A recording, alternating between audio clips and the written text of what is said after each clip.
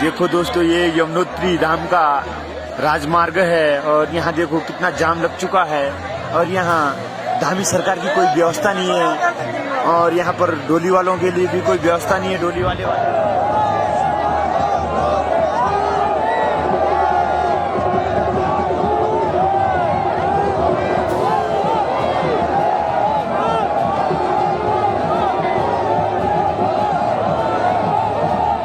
दोस्तों नमस्कार।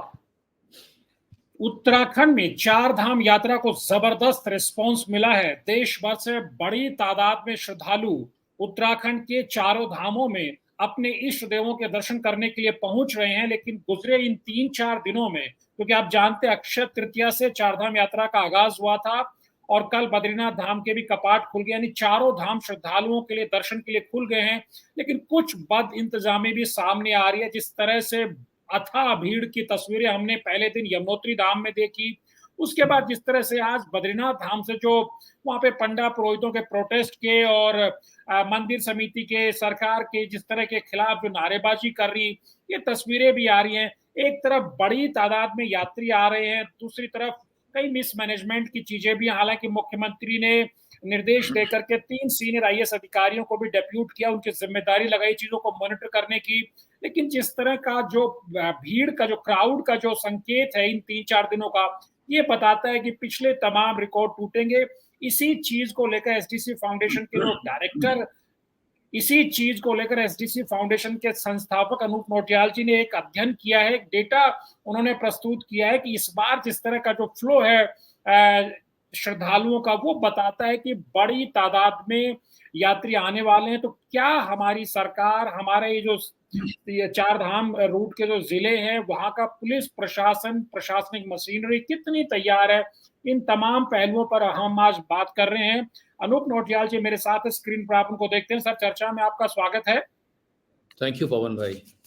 सर, जिस तरह का रिस्पांस हमें पिछले 3-4 या चौथा दिन देखने को मिल रहा है, ये बताते हैं कि बड़ी तादाद में श्रद्धालु आ रहे हैं। लेकिन जो ग्राउंड से रिपोर्टर्स, तमाम चैनल्स के, सोशल मीडिया के, अखबारों के रिप्रेजेंटेटिव जो फीडबैक दे रहे हैं, जो हम आप देख रहे हैं, वो बहुत अच्छा संकेत नहीं दे रहा है। यमुनोत्री में हमने पहले दिन की तस्वीरें देखी, कितनी ज्यादा क्राउड हो गई कि ऐसा लगा कि क्या सरकार किसी हादसे का इंतजार कर रही है, उसका मैनेजमेंट क्या है।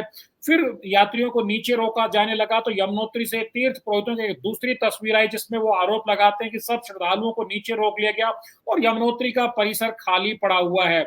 उसके बाद आज बद्रीनाथ धाम की तस्वीर आई जहां पंडा पुरोहित विरोध कर रहे हैं कि जो वीआईपी दर्शन की कल्चर है, इसको आप लोग रोकिए, इससे नुकसान हो रहा है, अव्यवस्था फैल रही है। उसके बरक्स जो आपने एक डेटा रखा है, वो बताता है कि 40 से 44% का ज्यादा आप एक तरह से टूरिस्ट का फ्लो देख रहे हैं। ये क्या इंडिकेट करता है? करीब 4 दिन की जो यात्रा है हमारी चार धाम की, इसको देख के आपकी पहली प्रतिक्रिया क्या है, अनूप नौटियाल जी? पवन भाई, थैंक यू सो मच और बहुत बहुत शुक्रिया आपका कि आपने इतने सेंसिटिव इश्यू को, चार धाम अभी जब चौथा दिन है आप इसको रेज कर रहे हैं। मैं सीधा, क्योंकि आपने डेटा का जिक्र किया तो मैं उस पर आता हूं।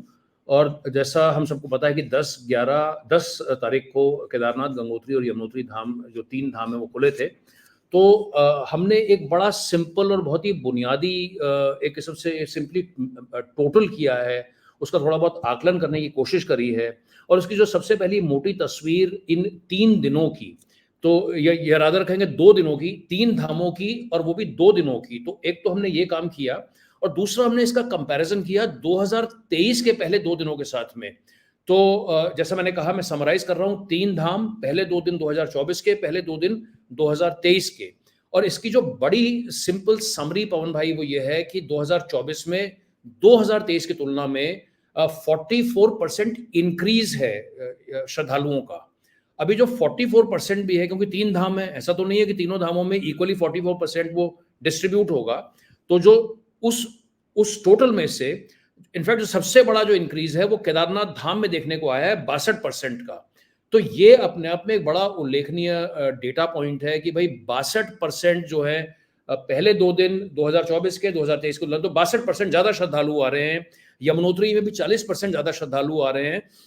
और एटलीस्ट जो डेटा हमें गंगोत्री का मिला है, मुझे थोड़ा बहुत डाउट है इस डेटा को लेकर के क्योंकि इस डेटा के आधार पे तो -17% है, लेकिन आने वाले दिनों में अगर कहीं कोई, क्योंकि डेटा हम बेसिकली जो चाहे वो गवर्नमेंट की रिपोर्ट आती है, मीडिया की रिपोर्ट आती है, उसी के आधार पे लेते हैं, लेकिन जो बड़ी तस्वीर पवन भाई, मैंने जैसा कहा, ये 44% का इंक्रीज पहले 2 दिन का इन 3 धामों का।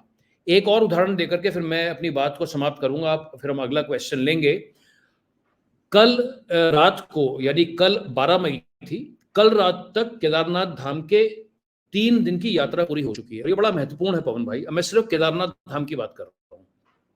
केदारनाथ धाम में 2024 में 2023 की तुलना में 67% ज्यादा श्रद्धालु आए हैं। 67%। 2023 में पहले 3 दिनों में केदारनाथ जी में 44,892 श्रद्धालु आए थे। 2024 के पहले 3 दिनों में केदारनाथ जी में 75,139 75139 75,139। तो मैं सिंप्लीफाई करने की कोशिश करूंगा, क्योंकि कई बार बहुत सारे आंकड़े होते हैं तो कंफ्यूजन हो जाता है। मोटी बात यह है कि पिछले 3 दिनों में केदारनाथ धाम में पिछले साल की तुलना में 30,000 ज्यादा लोग आए, यानी रोज 10,000 लोग ज्यादा आ रहे हैं। तो अब आप कल्पना करिए कि 10,000 लोग अगर रोज ज्यादा आ रहे हैं पिछले साल की तुलना में, तो क्या हमारी तैयारियां उस तरीके से हैं? पिछले साल भी तो इतनी अफरा तफरी मची थी। तो आज जब 10,000 और ज्यादा आ रहे हैं पिछले साल की तुलना में, तो क्या स्थिति है, उसका आपने अभी जिक्र भी किया, वर्णन भी किया। पवन भाई, बैक टू यू। सर, जिस तरह से हमने यमुनोत्री से जब एक ये तस्वीर हमारे सामने आती है कि 3 श्रद्धालुओं की अब तक वहां पे हार्ट अटैक से मौत हो चुकी है। 2 श्रद्धालुओं की तो पहले दिन कपाट खुले दूसरे दिन मौत हो गई थी, एक श्रद्धालु की और मौत हो गई है। आप जानते हैं, हमने कई जो यात्राओं के दौरान के डेटा पे बातचीत भी हम पीछे भी करते रहे, पिछले सालों में भी, जिस तरह के स्वास्थ्य संबंधी चुनौतियां जब हाई एल्टीट्यूड पे आप जाते हैं, ऑक्सीजन की कमी हो जाती है, जिस तरह का एक चुनौतीपूर्ण मौसम होता है। आप मध्य प्रदेश से आते हैं, आप दक्षिण भारत से आते हैं, आप कोलकाता से आते हैं, गुजरात से आते हैं, वहां का अलग एटमॉस्फेयर होता है, अलग क्लाइमेट होता है, अलग वेदर होता है, यहाँ अलग चैलेंजेस होते हैं, ऊपर ऑक्सीजन की दिक्कत भी होती है। लोगों की जान, पिछली बार भी बहुत सारे लोगों की जानें चली गई थी, अभी 3 लोगों की यमुनोत्री धाम पे जान गई है। क्या आपको लगता है, जिस तरह से अभी कल ही निर्णय हुआ कि 3 सीनियर आईएएस को डिप्यूट कर दिया है कि जो तीनों डिस्ट्रिक्ट्स हैं, जो चारों धामों के, वहां पे वो मॉनिटरिंग करेंगे डीएम एसएसपी से कोऑर्डिनेट करके, क्या आपको लगता है, जो प्रारंभिक तौर पे जो देखने, कम से कम फौरी तौर पे मैं तो ये देख पाता हूँ कि सरकार की तैयारियां एक एडवोकिज्म को का संकेत करती हैं। अच्छा, अभी ज्यादा टूरिस्ट आ रहे हैं, ऊपर ज्यादा चले गए तो नीचे एकदम से रोक देते हैं, यहाँ फाटक लगा देते हैं या गेट लगा देते हैं, ये फिर ऊपर से दबाव आता है तीर्थ पुरोहितों को, तो फिर दूसरा मैनेजमेंट कर लेते हैं। जब हमें पता है कि बहुत बड़ी तादाद में, क्योंकि प्रधानमंत्री नरेंद्र मोदी ने खुद केदारनाथ धाम को बहुत ही प्रचारित किया है, बहुत पॉपुलर हुआ उनके आने के बाद, बद्रीनाथ धाम का भी, चारों धामों का, लेकिन राज्य सरकार के स्तर पर जो सॉलिड जो एक मैनेजमेंट का तंत्र विकसित होना चाहिए, जो एक एसओपी बन जानी चाहिए। आज मुख्यमंत्री मुंबई में होते हैं, दिल्ली में होते हैं, एक वीडियो कॉन्फ्रेंसिंग करके कुछ मैसेज दे देते हैं, फिर ब्यूरोक्रेट्स कुछ नीचे मैसेज दे देते हैं, 15 दिन तक वीआईपीज को दर्शन नहीं कराएंगे, फिर पंडा पुरोहित बद्रीनाथ में क्यों आरोप लगा रहे हैं कि वीआईपी कल्चर रोकिए। मेरा कहने का मतलब है कि क्या आप ये एडवोकिज्म का सिस्टम देखते हैं? क्या एक एसओपी सॉलिड हमारे पास होनी नहीं चाहिए? हमको तो हर साल, यानी हर 6 महीने बाद हमको इस यात्रा के प्रोसेस से गुजरना है, और लाखों लोगों को, पिछली बार 54 लाख के आसपास लोग आए थे। तो क्या आपको लगता है कि सरकार को बहुत ज्यादा प्रैक्टिकल अप्रोच लेकर के अपनी एक एसओपी विकसित करनी चाहिए? पवन भाई, मैं तो एक्चुअली बड़ा सरप्राइज भी होता हूँ और दुखी भी होता हूँ कि भाई ये तो बड़ी बेसिक मैनेजमेंट की या गवर्नेंस की चीज़ें हैं। भाई ठीक है, हम सभी ने अपनी ज़िंदगी में अलग अलग जगह काम किया है, और आपको तो पता है कि भाई जब हर साल 4 धाम यात्रा आनी है, इसमें तो ये कोविड की तरह थोड़ी है कि भाई जब कोविड आया तो किसी को पता नहीं था, वो कम्प्लीटली एक अनचार्टर्ड टेरिटरी थी। तो जैसे होता है कि भाई आप उसको एक्सपीरियंस कर रहे हैं और फिर आप अपने आप को अडेप्ट कर रहे हैं। तो यहाँ पर तो भाई इतने सालों का इतिहास है, कोई 4 धाम यात्रा ऐसा तो नहीं है कि भाई पिछले 2 साल पहले या 5 साल पहले शुरू हुई है, हर साल 4 धाम यात्रा हो रही है। और ये तो बड़ा सुपर क्लियर है कि भाई कितने आ रहे हैं, कितने जा रहे हैं, आपकी पिछले साल की क्या कमी रही थी, कहाँ पर आपके गैप्स रहे थे, आप उन गैप्स को पहले क्यों नहीं एड्रेस करते हैं। तो ये तो सबसे मोस्ट बेसिक और सबसे बुनियादी चीजें हैं। लेकिन इतने सालों के बाद में भी देखिए, चाहे भीड़ मैनेजमेंट की अगर एक एक करके बात करें, तो भीड़ मैनेजमेंट का ये जो पूरा कैरिंग कैपेसिटी का, इनफैक्ट हमको कैरिंग कैपेसिटी अगर हम बोले, और मैं इसमें थोड़ा प्रकाश भी डालना चाहूंगा पवन भाई, देखिए कितना बड़ा कंफ्यूजन है कैरिंग कैपेसिटी को लेके, क्योंकि ये जो कैरिंग कैपेसिटी की जो कंप्लीट लैक ऑफ क्लैरिटी है, कंप्लीट लैक ऑफ अंडरस्टैंडिंग है, उसका कंप्लीट लैक ऑफ आर्टिकुलेशन है, यही अपने आप में जो है इसी का तो खामियाजा उत्तराखंड भुगत रहा है। मैं आपके साथ में अगर एक बात शेयर करूं कि 2000 में पिछले साल की आपसे बात करता हूं, 2023 में पहले बहुत, क्योंकि उस समय आपको ध्यान होगा उस समय प्रदेश का माहौल अलग था, उस समय जनवरी के महीने में जोशीमठ शुरू हुआ था, तो उस समय पूरे राज्य का जो एक डिस्कोर्स था, एक अलग किस्म का डिस्कोर्स था। उस समय लोगों के जहन में कैरिंग कैपेसिटी की बात थी। ये तो खैर एक सुखद पहलू है कि जोशीमठ इस समय इतनी बड़ी वैसी कोई समस्या नहीं है जैसी पिछले साल थी। लेकिन पिछले साल की मैं अगर आपको याद दिलाऊं, तो पिछले साल क्या हुआ था चारधाम यात्रा में, चारधाम यात्रा से थोड़े दिन पहले ये बोला गया, अलग अलग धामों की एक कैरिंग कैपेसिटी सेट की गई थी। मैं अगर आपके साथ उसका टोटल शेयर करूं, वो 47,500 थी, 47,500 वो चारों धामों की हमारे पास में है। पिछले वर्ष 22 अप्रैल को जो है अक्षय तृतीया के दिन गंगोत्री और यमुनोत्री जी के कपाट खुले थे, लेकिन 21 अप्रैल को सारी की सारी कैरिंग कैपेसिटी लिमिटेशन जो है वो हटा दी गई थी। लास्ट ईयर उनको हटा दिया गया।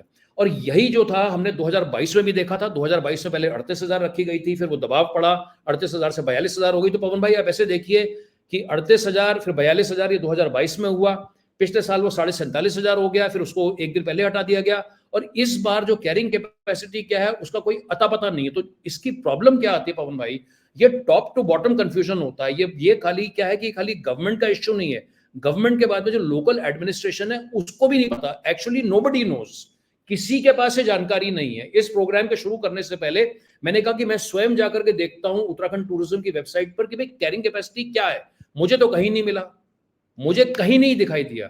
तो ये जो आप एडहॉकिज्म का जिक्र कर रहे हैं, ये एक फंडामेंटल फ्लॉ है मैनेजमेंट का, गवर्नेंस का, लैक ऑफ गवर्नेंस का, पुअर फोरसाइट का। भाई ये तो this is not rocket science at all. Hindustan तो मतलब आदमी कहां से कहां पहुंच गया, और हम लोग एक यात्रा तक को मैनेज नहीं कर पा रहे हैं। ये अपने आप में बहुत बहुत बहुत दुखद है। और आपने 3 मृत्यु का जिक्र किया, एक्चुअली टोटल जो है 4 डेथ अभी तक हो चुकी हैं। हर साल, पिछले साल भी लगभग 200 के से ज्यादा मृत्यु हुई थी। तो you know what are we waiting for, मतलब कब हम लोग सीखेंगे। अभी फॉरेस्ट फायर, हम फॉरेस्ट फायर को ना भूलें, फॉरेस्ट फायर में भी हमें एडहॉकिज्म देखने को मिला था। कुछ होता है, उसके बाद में आप जो है फिर उसको लेकर के कोई ना कोई निर्णय लेते हैं, कोई एक्शन लेते हैं। तो ये this is very very unfortunate and very very sad Pavan भाई। सर प्रॉब्लम क्या है कि जैसे फॉरेस्ट फायर की आपने बात की, तब मुख्यमंत्री जी इलेक्शन कैंपेन में थे दिल्ली में, इससे ही उन्होंने उत्तराखंड सदन से बैठ करके वीडियो कॉन्फ्रेंसिंग करके अधिकारियों को निर्देश दे दिया, और हम सब पत्रकारों ने, मीडिया ने बड़ा बड़ा उसको हेडलाइन बना के छाप दिया अगले दिन अखबारों पे फ्रंट पेज की। देखिए मुख्यमंत्री जी चुनाव के बीच फुर्सत निकाल करके और कितना प्रदेश के लिए बेचैन है, वनाग्नि को रोकने के लिए सुप्रीम कोर्ट में जवाब देते बन नहीं रहा था सरकार से। ये तो इंद्र देवता की कृपा हो, प्रकृति की कृपा है कि वो बारिश ने थोड़ा सा कंट्रोल कर लिया चीजों को। अब मुंबई में मुख्यमंत्री जी समुद्र के किनारे क्रिकेट गिल्ली डंडा खेल रहे हैं, बच्चों के साथ मिल रहे हैं, अच्छी बात है, वो चुनाव प्रचार में है, थोड़ा आराम भी करना चाहिए। लेकिन मेरा ये मानना है नोटियाल जी, उत्तराखंड एक चैलेंजिंग स्टेट है। हम छोटे स्टेट जरूर हैं, हमारी आबादी कम है, लेकिन हम एक बहुत चैलेंजिंग स्टेट हैं। हमें हर 12 साल में महाकुंभ का आयोजन कराना पड़ता है, हर 6 साल में छोटा अर्धकुंभ हम आयोजित कराते हैं, हर साल हम करोड़ों लोगों को लेकर कावड़ यात्रा निकलवाते हैं सावन में, और हम हर साल 6 महीने तक चारधाम यात्रा को आयोजित करते हैं। 8-10 करोड़ लोग इस छोटे से प्रदेश में आते हैं। हमारी कैरिंग कैपेसिटी की आप अच्छे से बात कर रहे हैं, जिस तरह के हमारे तमाम जो एक्सपर्ट चिंतित भी होते रहे हैं, जिस तरह हाई बिल्डअप हमने हाई एल्टीट्यूड्स पे केदारनाथ या दूसरी जगह पे हमने किया है। क्या आपको लगता है कि उत्तराखंड के मुख्यमंत्री को यह समझना चाहिए, चाहे मुख्यमंत्री आज की बात या कल की बात हो, कि हम एक चैलेंजिंग स्टेट है, हमारी रिस्पॉन्सिबिलिटी बहुत ज्यादा है। मैं कल सुन रहा था बीजेपी के एक विधायक ने कहा कि हमको 8,000 करोड़ लोगों की देखभाल करनी पड़ती है, इसलिए हमें हर साल 1,000 करोड़ मिलना चाहिए। अरे 1,000 करोड़ मिल जाएगा तो उसको कैसे, उसका मैनेजमेंट कैसे करेंगे, कहां खर्च करेंगे? आपने बिना सोचे समझे देवस्थानम बोर्ड का ऐलान कर दिया, उसको विधानसभा से पारित करा दिया, उसके बाद उसको वापस ले लिया। यानी प्लानिंग हमारे पास कहां है? सारे देश में चाहे वैष्णो देवी, माता वैष्णो देवी का टेम्पल हो या दूसरी तमाम कमेटियां, श्राइन बोर्ड काम कर रहे हैं, हमसे ज्यादा टूरिस्ट वहां पहुंचते हैं सर, लेकिन व्यवस्था है। हमारे पास व्यवस्था नहीं है, चूंकि हमको नंबर्स दिखाने हैं। कावड़ यात्रा शुरू होने से पहले हम कह देंगे इस बार हम 7 करोड़ को 8 करोड़ को होस्ट करेंगे। चार धाम में अब हम कह रहे हैं कि पिछली बार 54 लाख आए थे, इस बार हम उससे ज्यादा लाएंगे। हम लाते हैं, लेकिन स्थानीय लोगों का चैलेंज क्या होता है, हमारे इन्वायरमेंट के सामने चैलेंज क्या होता है, हमारी तैयारी कैसे पोल खुल जाती है। क्या आपको लगता है कि हमें बहुत गंभीरता से विचार करने की जरूरत है? जिस तरह से जब वनाग्नि आ गई तो हम उस पर चिंतित हो रहे, जब सारा देश चिंतित होने लगा, तो अब चार धाम में भी क्या हम किसी दुर्घटना का इंतजार कर रहे हैं? क्या हमने जिस तरह जून की 2013 की त्रासदी हमने देखी है, झेली है? पवन भाई, आपने कई चीजें बोली, मैं 2-3 चीजों पर इस पर रिएक्ट करूंगा। सबसे पहले तो जो आपने सीएम साहब का जिक्र किया कि भाई वो मुंबई में है, देखिए मैं तो उनको अगर ये वाला हमारा प्रोग्राम उन तक पहुंचता है तो मैं तो उनको यही एक मैसेज देना चाहूँगा कि उन्हें इस बात पर रिफ्लेक्ट करना चाहिए कि जिस तरीके से जो भी अभी उनके गवर्नेंस के तरीके हैं या जो मैकेनिज्म्स हैं या जो पूरी, अब आप उसको व्यवस्था कहते हैं हम लोग बार बार उत्तराखंड में, कि भाई जो उनकी व्यवस्था है या जो उनके पास जो मैन पावर का स्ट्रक्चर है, जो उनके पास मैकेनिज्म्स हैं, जो उनके पास फ्रेमवर्क्स हैं, देखिए ये तो एक सिंपल वे में बोलें तो ये वो वाले रिजल्ट्स नहीं दे रहे हैं जिस किस्म के रिजल्ट्स मिलने चाहिए थे स्टेट को ना। तो ये तो मोस्टली हर मोर्चे पे ये वाले जो फ्रेमवर्क्स हैं ये फेल हो रहे हैं भाई। चाहे आप फॉरेस्ट फायर की बात करिए, हमने फॉरेस्ट फायर को लेकर के इतनी सारी बात करी। मैं कैरिंग कैपेसिटी पे भी पवन भाई संक्षेप में एक बात बोलना चाहूंगा। जनवरी 2023 में मुख्यमंत्री जी ने जोशीमठ में बोला था कि हम जोशीमठ की कैरिंग कैपेसिटी कराएंगे। ये बड़ा महत्वपूर्ण बात मैं बोल रहा हूं आपके कार्यक्रम में और पूरी जिम्मेदारी के साथ बोल रहा हूं। अब ये जनवरी 2023 और ये हो गया मई 2024, यानी लगभग 18 महीने, 1.5 साल पूरे होने वाले हैं। जोशीमठ की कैरिंग कैपेसिटी का इस समय क्या स्टेटस है, नंबर 1। नंबर 2, अगस्त के महीने में पवन भाई, मैं सॉरी टॉपिक से थोड़ा इधर जा रहा हूं, अगस्त के महीने में यह बोला गया कि उत्तराखंड के 15 पर्वतीय शहरों की कैरिंग कैपेसिटी का एनालिसिस किया जाएगा। ये 15 के 15 हमारे गढ़वाल और कुमाऊं मंडल के जो हमारे बड़े पर्वतीय शहर हैं। 8-9 महीने उस बात को हो गए, उन 15 शहरों की कैरिंग कैपेसिटी का क्या स्टेटस है? तो मैं इन तमाम बातों को वापस आप ही के सवाल से जोड़ रहा हूं कि भाई आपके क्या मैकेनिज्म्स हैं, आपके क्या फ्रेमवर्क हैं, आपके क्या सिस्टम्स हैं, आप भाई चीजों को कैसे मैनेज कर रहे हैं? और अगर ये आपके पूरे फ्रेमवर्क और ये पूरे सिस्टम नहीं चल रहे हैं, चारधाम यात्रा पर भी वापस लौटें, हु इज रिस्पॉन्सिबल, भाई किसकी जिम्मेदारी है कि जो इतने सारे श्रद्धालु आ रहे हैं उस पूरे उसकी जो क्राउड मैनेजमेंट है, क्राउड मैनेजमेंट को उसकी जिम्मेदारी किसकी है? ये एक बड़ा अहम सवाल है, क्योंकि किसी की भी जिम्मेदारी नहीं है, ना तो उस बद्री मंदिर केदार समिति की है, ना पर्यटन विभाग की है, ना किसी की है। तो जब वो किसी की भी जिम्मेदारी नहीं है तो कोई भी उसकी ओनरशिप नहीं लेता है। तो इसीलिए तो जो पूरा का पूरा केओस हमें उत्तराखंड में देखने को मिलता है। पिलग्रिम्स को हम उस किस्म की सुविधा नहीं दे पा रहे हैं जिस किस्म की दे रहे हैं, इससे उत्तराखंड की इमेज भी बड़ी खराब होती है। और पवन भाई, मैं एक आखिरी बात बोल करके मैं वापस आपके पास आऊंगा। मैं कई बार इस बात को बोलता हूं और बड़ी गंभीरता के साथ बोलता हूं कि ये जो डिस्कोर्स होता है कि हम रिकॉर्ड बनाएंगे, मेरे हिसाब से ये एक बड़ी इमेच्योर स्टेटमेंट है। हमें इस किस्म की बातों को बोलने से कंप्लीटली रिफ्रेन करना चाहिए कि हम कोई रिकॉर्ड बनाने वाले हैं। ये जो रिकॉर्ड का ये जो माइंडसेट है, ये एक इंटेलिजेंट माइंडसेट नहीं है मेरे हिसाब से। ये बिल्कुल भी इंटेलिजेंट नहीं है और इन शब्दों को तो कंप्लीटली बैन कर देना चाहिए शब्दावली से, सरकार की भी और मीडिया की भी, क्योंकि ये एक बड़ी बचकानी बात है कि हम रिकॉर्ड बनाएंगे। देखिए, आप कोई नीरज चोपड़ा नहीं है कि आप कोई जेवलिन का भाला फेंक रहे हैं 90 मीटर के आगे और फिर आप कोई रिकॉर्ड बना रहे हैं। तो ये मैं as I said and I am going to repeat it, क्योंकि बड़ा महत्वपूर्ण है मेरे हिसाब से। एक बड़ी इररिस्पॉन्सिबल अप्रोच है किसी भी लीडर के लिए। मैं स्वयं लीडर रहा हूं, बड़ी बड़ी कंपनीज के हम लीडर रहे हैं। इस किस्म के रिकॉर्ड जो है कभी नहीं बनाए जाते हैं कि हम जो है श्रद्धालुओं का नया रिकॉर्ड बनाएंगे, क्योंकि इस रिकॉर्ड बनाने के चक्कर में ये ऊपर से नीचे तक जो मैसेज जा रहा है, ये गलत मैसेज जा रहा है और ये अपने आप में बहुत बड़ा केओस और बहुत बड़ा कंफ्यूजन सेट कर रहा है। मुझे लग रहा है कि एक ज्यादा मैच्योर्ड, एक ज्यादा स्टेट्समैन लाइक अप्रोच की आवश्यकता है। आपको अपने सिस्टम्स को मजबूत बनाने की आवश्यकता है। आपको अपने पिलग्रिम्स को बेटर फैसिलिटीज देने की आवश्यकता है। जो फर्टिलिटीज हो रही हैं उसे मिनिमाइज करने की आवश्यकता है। और पवन भाई, क्योंकि हम लोग कई बारी हम खुद कैरिड अवे हो जाते हैं, मैं उनके प्रति भी संवेदना व्यक्त करना चाहता हूं। जो हमारा जो जिला प्रशासन होता है, जो लोकल लेवल पर जो लोग काम कर रहे होते हैं, चाहे पुलिस वाले काम कर रहे होते हैं, चाहे अन्य लोग काम कर रहे होते हैं, क्योंकि जब ऊपर से कंफ्यूजन है तो उसका खामियाजा जो नीचे फील्ड में लोग काम कर रहे हैं उन लोगों को भुगतना पड़ता है। तो जब तक टॉप ऑर्गेनाइज नहीं होगा तब तक जो नीचे जो काम हो रहा है, जमीन पर काम हो रहा है, जो सिस्टम के पार्ट के लोग हैं वो भी इस अव्यवस्था से पिस जाते हैं। तो हमें न सिर्फ श्रद्धालुओं के बारे में सोचना है, ना उनकी सेफ्टी के बारे में सोचना है, लेकिन हमें अपने उन लोगों के बारे में भी सोचना है। तो तभी सब सारी चीजें होंगी जब एक बहुत बड़ा परिवर्तन जो है वो ऊपरी स्तर पर सरकार में और शासन प्रशासन में आएगा।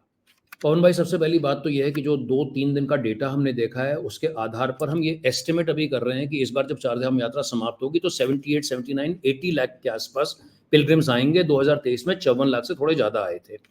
तो अब दूसरी बात देखिए रिकॉर्ड बनाने की, तो ये मैं कई बारी इस बात को मैंने कहा है और मैं इसको बड़ी मजबूती के साथ में ये वाली बात रखता हूं कि व्यक्तिगत मेरे दृष्टिकोण से और मेरे अपने अनुभव के आधार पर ये बार बार इस बात को बोलना कि हम रिकॉर्ड बना रहे हैं, ये बड़ी बचकानी और बहुत ही इमेच्योर अप्रोच है।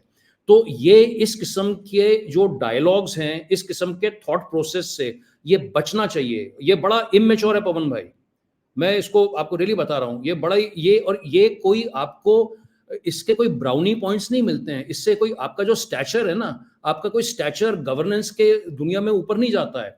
ये एक्चुअली एक किस्म से जग हंसाई का ही जो व्यक्ति होते हैं वो पात्र बनते हैं।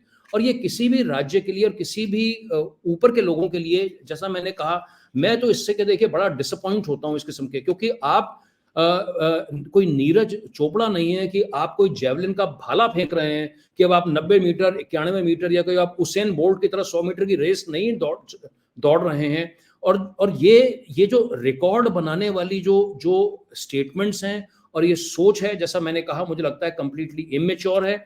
इसके ऊपर इसको तो कंप्लीटली डस्टबिन में डिस्कार्ड कर देना चाहिए। और इसके विपरीत अब बात है कि भाई ठीक है, आपने इस थॉट प्रोसेस को डिस्कार्ड कर दिया, आप तो ये बात करिए कि भाई आप एक मैथमेटिकली बात करिए कि भाई पिछले साल इतने आए, हमारे पिछले साल के क्या चैलेंजेस थे, हमारे क्या गैप्स थे, हमारे यहाँ क्या कमी रह गई, इस साल हमारे यहाँ कितने आ सकते हैं, हम बेहतर व्यवस्था कैसे बना सकते हैं, हम पिलग्रिम्स को बेटर फैसिलिटीज कैसे दे सकते हैं, हम अपनी फर्टिलिटीज को कम कर सकते हैं। जो हमारे स्टेक होल्डर्स हैं, जो आखिरी मोमेंट पर एकदम हमेशा जो है इस तरीके से अफरा तफरी का माहौल बनता है, हम अपने स्टेक होल्डर्स के साथ में बेटर कोऑर्डिनेशन कैसे बना सकते हैं, हम पूरे देश में इस एक चारधाम यात्रा का एक सुरक्षित संदेश कैसे दे सकते हैं। अब वो यमुनोत्री की जो वीडियो देखिए कितनी बुरी तरीके से वायरल हुआ, कितना उत्तराखंड की इमेज कितनी खराब होती है उससे।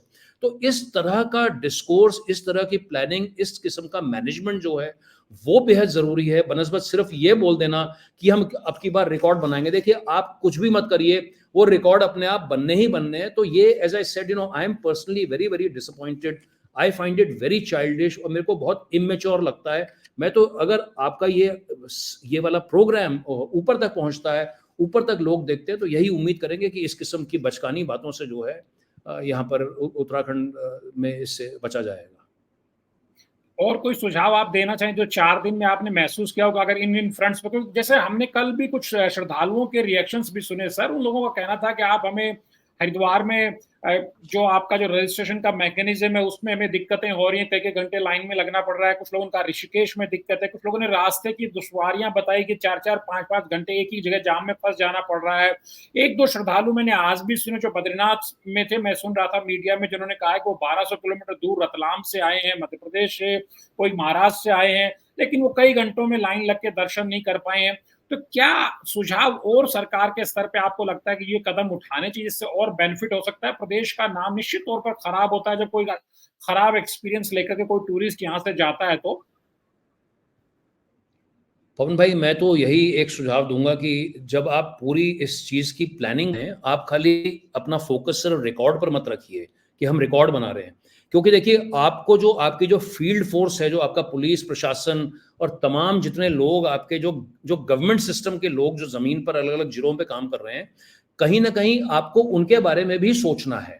क्योंकि बात सिर्फ खाली श्रद्धालुओं की और रिकॉर्ड की नहीं है, तो जिन लोगों को हमने फील्ड पर डिप्यूट किया है, क्योंकि वो लोग भी जो है इस रिकॉर्ड बनाने की मानसिकता से उन्हें भी खामियाजा भुगतना पड़ता है, क्योंकि कहीं पर भी कोई प्लानिंग नहीं होती है।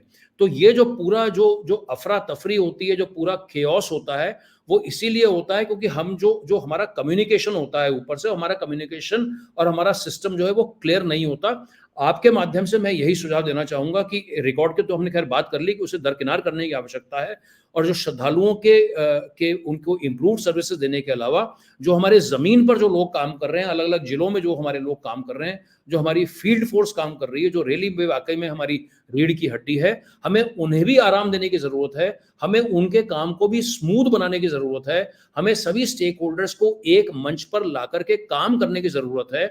और हमें ये जो लास्ट मिनट की जो वर्किंग फिलॉसफी होती है, जिसे आपने बार बार एड हॉकिज्म कहा, एक रिएक्टिव अप्रोच कही, एक फायर फाइटिंग अप्रोच कही, इस किस्म की मानसिकता से उभरते हुए एक नए माइंडसेट के साथ में जो है उत्तराखंड को इस किस्म की यात्राओं के मैनेजमेंट पर काम करने की आवश्यकता है।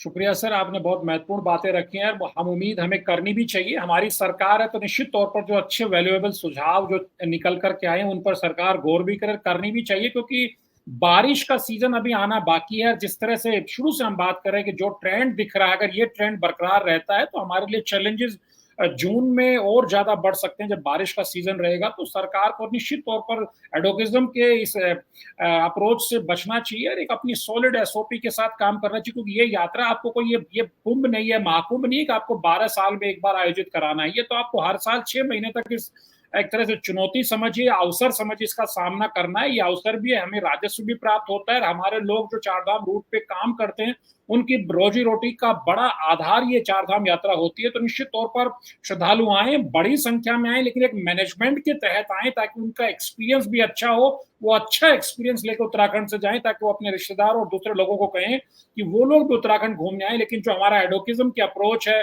कि हम दूर बैठ के वीडियो कॉन्फ्रेंसिंग करके मैसेज दे देंगे, अधिकारियों को डेप्यूट कर देंगे, पर्यटन मंत्री या फिर मुख्यमंत्री या फिर जो हमारे राज्यपाल और मुख्यमंत्री दर्शन करने चले गए, लोग हल्ला कर रहे हैं साहब ये वीआईपी कल्चर बंद करिए, व्यवस्था को सुधारिए। पर्यटन मंत्री खास तौर पर यात्रा सीजन में पता ही नहीं चलता कहाँ रहते हैं, पर्यटन सेक्रेटरी कहाँ रहते हैं, सर इनका कुछ पता नहीं चलता है।